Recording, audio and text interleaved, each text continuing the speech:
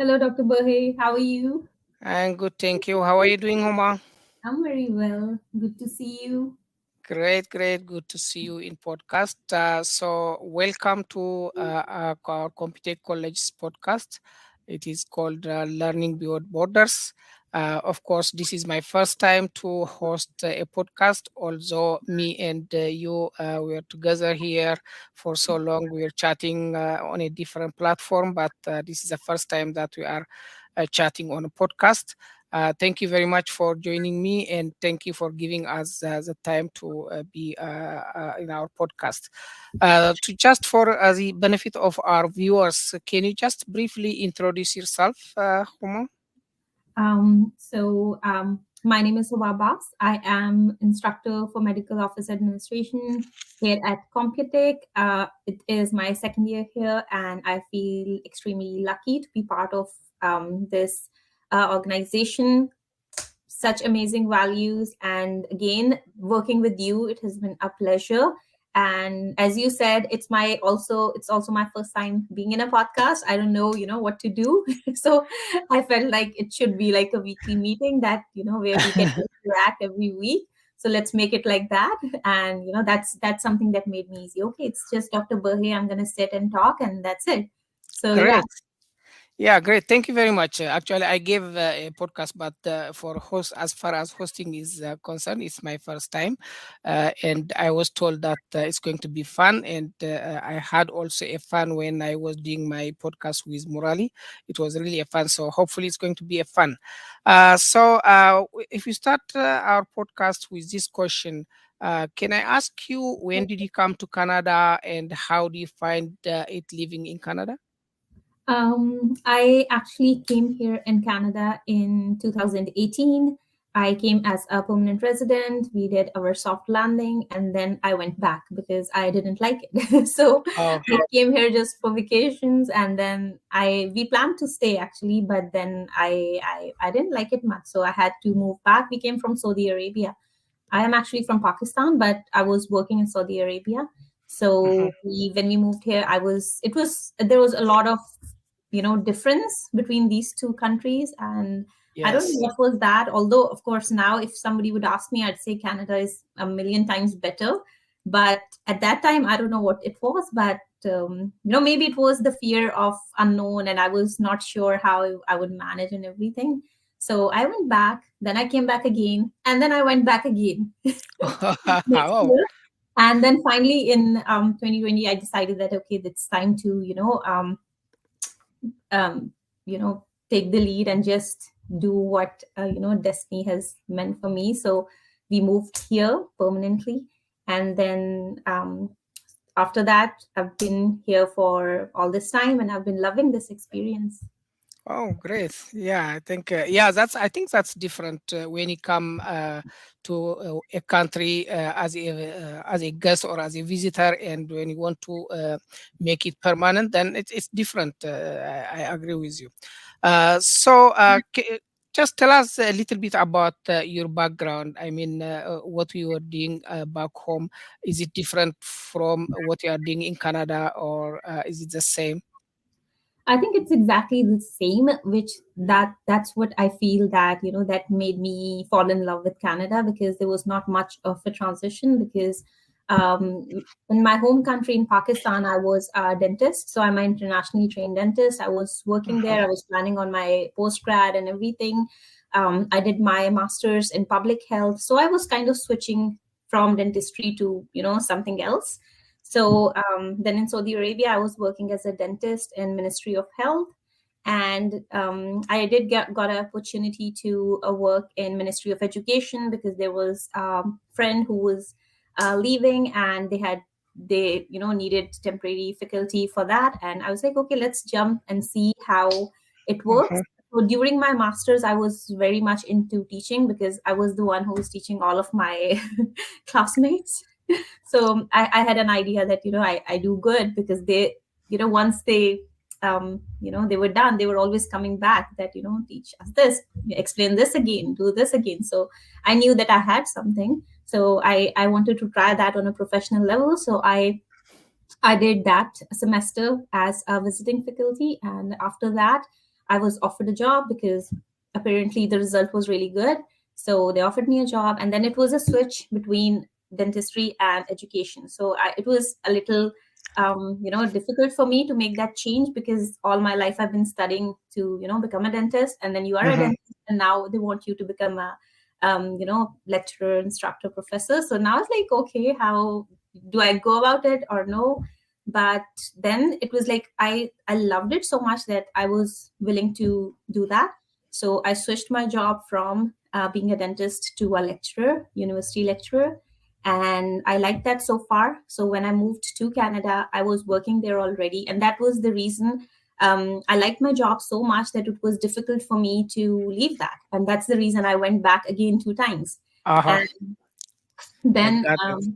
and also in Middle Eastern countries, it's a little different. The teaching experience is different. You are very much one on one, and then there are so many common things as well. Although it was an international experience, but still I could relate to so many things, and it was a very good learning experience as well. So that was amazing. And then when I moved here to Canada, I got a teaching opportunity. So in Saudi Arabia, I was also teaching medical education, and here as well, it was medical administration.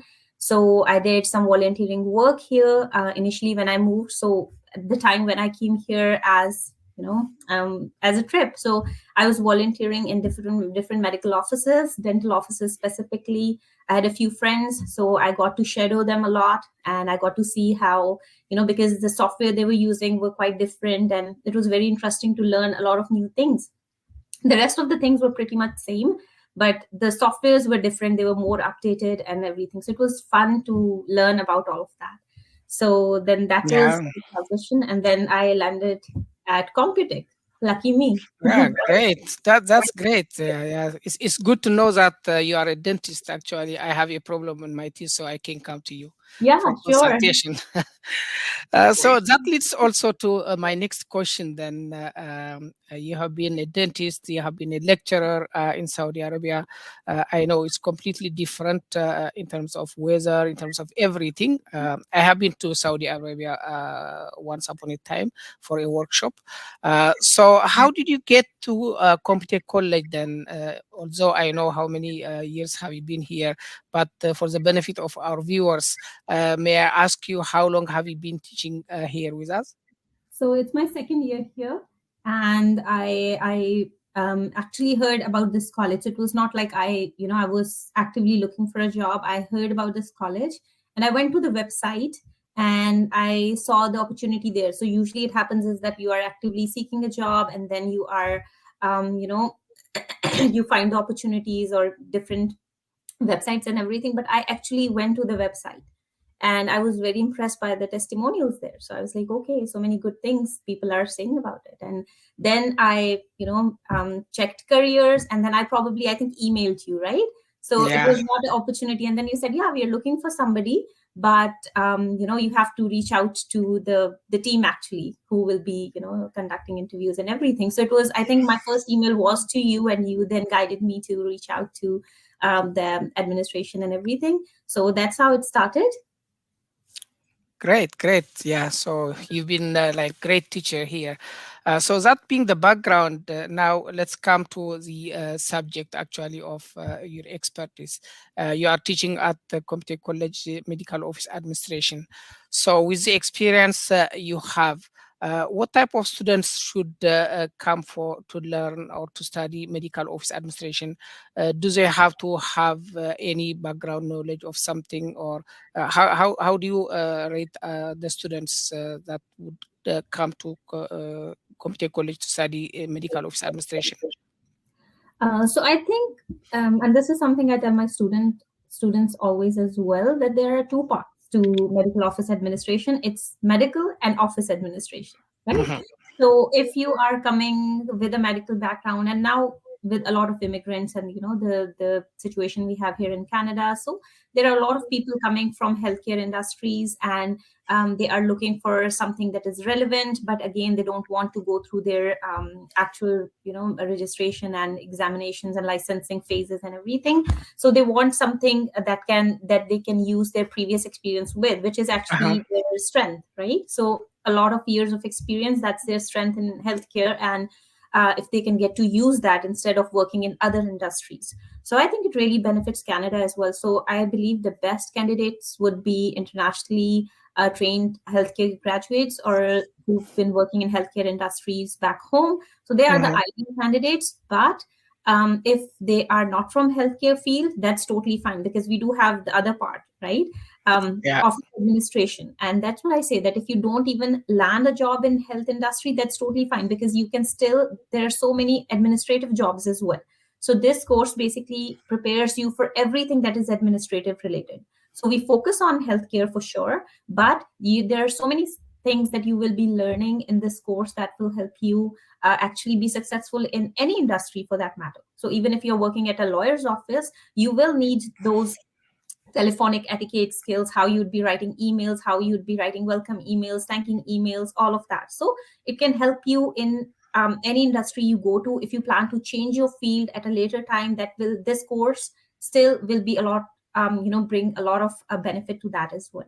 So ideal Mhm. candidate would be somebody from healthcare, and even if they are not, anybody, I believe anybody can join, and with a little focus and hard work and determination. So they'll need a little bit more of determination, of course, because the terminology part, the medical terminology part, I believe that's a little challenging, and they need to put effort in that. Because when you become you're a medical office administrator, you need to know the terminology, you need to know the words, and you should Mhm. be comfortable with them as well. It should not look like you are, trying to say them, and Yeah. it should look natural. So that's something that I talk to my students about a lot. Yeah, great. I think you just have mentioned some of the contents of the program, Medical Office Administration. But can you tell us some specific topics that, I mean, very interesting topics that you teach in Medical Office Administration? So we do study anatomy and physiology.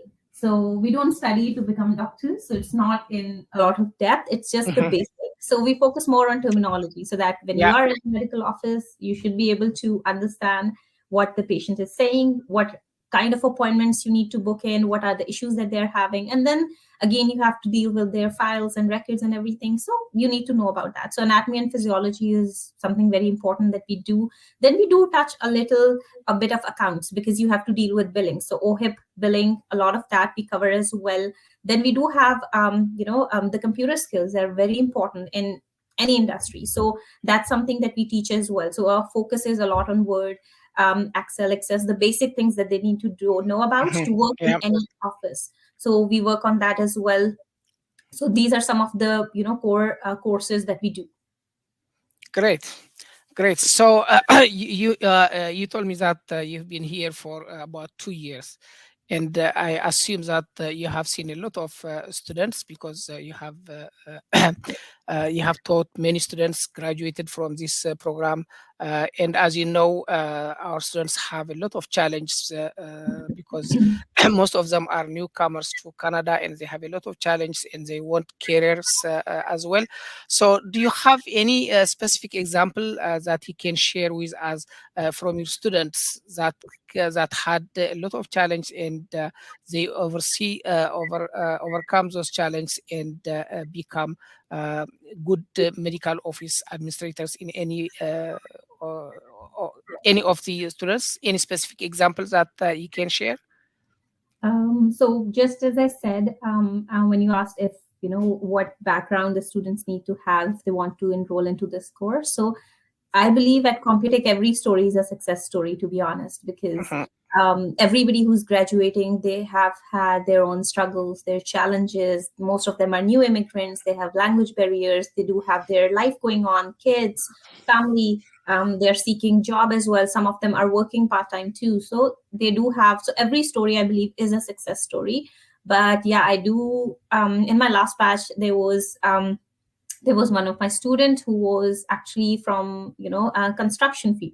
So that was really interesting when we were doing introductions, and he said that yeah, I do construction, and but now I want to get into this field, because back home I was inspired to do so and I couldn't get into it, and now I got the chance. So we discussed how lucky he was that Canada provides him so much of the opportunities that you can switch your career, right? So it's so interesting to me that, from construction you can get into a healthcare field, and then to be successful at it, that's amazing. And that's a lot of that, I would say, contribution is from the team from Computek, which are guiding them regarding their resumes, their cover letters, where to apply for job, how to apply for job, and then even providing them with the opportunities. So of course, they are determined, they are hardworking, but Computech provides them with so many opportunities that, they actually feel that, okay, it's worth it, it's getting somewhere. So I believe that's one of the success story I'd like to share. Great. Yeah, great. Thank you for sharing that. I'm sure if it's not time constraint, you would have a lot of success stories from your students. You just mentioned about the job prospects. So I think as career college, computer college is focusing on job prospects as well, right?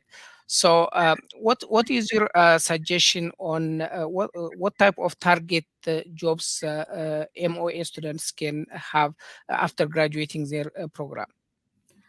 So I feel, or something that we discuss in our career preparation course, we do have a course for career preparation as Mhm. well. That's at the end of the program, which where we prepare them to, go in field and, how to land a job and everything. So, in during that course, I do discuss it with them that you can land anywhere, because now you have good communication skills, you can communicate well, you have basic computer skills, you have necessary skills which you will need for any job. So most the ideal situations that we talk about, they would land in medical offices, in hospital there are amazing opportunities for MOA students as well. Then there are, specialty offices, dentists, naturopaths, even chiropractors. So there are a lot of medical offices, a lot of different fields, and dentists of course. So they can, Yeah, land jobs there. And if, I have not seen any case, but still, if they choose to go to some other field as well, they can also work in any other offices as well. Like I gave an example of a lawyer's office, so they can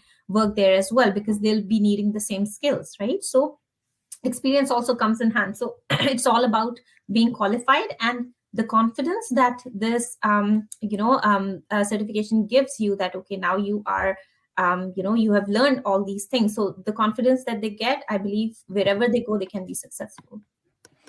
great. Thank you very much. At Computer College, we have what you call career services department or career services team who try to help students. What is your feeling about the support that is being given by this department to our students? I believe that is one of the best thing that Computek has, because and it's not just from my own observation, it's also from the feedback that I got from my students as well, that the team is amazing and they are actually there to make them successful, make this experience, it's like a horse whole circle. They enroll in a course, they learn about things, they get new skills, and then they actually land somewhere, which is, important for them. So it's a whole circle moment. And I do have amazing feedback from my students regarding the career team at Computech, because they're so helpful. And especially I feel, the new immigrants that come here, there is so Mhm. much of, I would say, you can say it's different from other countries, right? How you write your resume, we don't Yeah, have to make it that fancy that we used to do at back home, right? So true. there's so many different things that you need to learn, and these are very small things that you would not even notice. Like, you have to capitalize, everything should be, organized well, and how you should write simple sentences and everything. So these are simple things, but these are things that nobody will tell you. So either you'll have to go to workshops to get help regarding that, which I did when I came here, or you can have the amazing career services at Computex. So I feel the students are very lucky that they do get this service, which I don't believe a lot of career colleges do. They will just, give you the diploma and they'll say, okay, yeah, you're good to go. But now holding their hands and, taking them to their destination, that's amazing. Great. Thank you very much. So I don't want to close my podcast without asking you this question. So my last question is, there are a lot of students who might think just joining this program MOA, but they don't know how, they don't know what to do, and they don't know what they're expecting. In fact, there may be also some students who are almost halfway on their program. So what is your message to this type of people who wants to join the MOA, or who are on halfway on their program? So for those students who are listening to us right now and then who are not sure if they should get in or who are thinking about it, I would just say it's just one step. You have to get in, and then it's a low road that leads you to success for sure. So you just have to get in. You just have to take one step. You just have to start. And again, if you keep on thinking, there are a million choices. But if you find that this is what you are looking for, if this checks all the boxes for you, go ahead, take the first step and enroll. And I'm sure the amazing team at Computek, they will lead you to where you want to be. So I believe that's my message. And again, to the students who are in the course, they are enrolled, it will just take a little time, a little determination, a little hard work, and then you can achieve what you want to, right? And that's what dreams are built of. You all came here, we all actually came here to build our life, and that's the first step that we need to take to get to where we want to be. Yeah, thank you very much, Huma. It was really a pleasure talking to you, and thank you very much for your time and sharing your experience and the success stories of students. Thank you very much, and I hope also we'll do this again sometime in the future. I would like to thank you very much on behalf of the Computek College. Thank you very much for your time. Thank you. Have a very great rest of the day. Good. Thank you so much, Dr. Burhe. Thank you for having me. It was a pleasure. And if I can reach some of the people, that would be great. And I hope they find something meaningful in this podcast. And I hope they can learn something from it. Thank you. Thank you very much.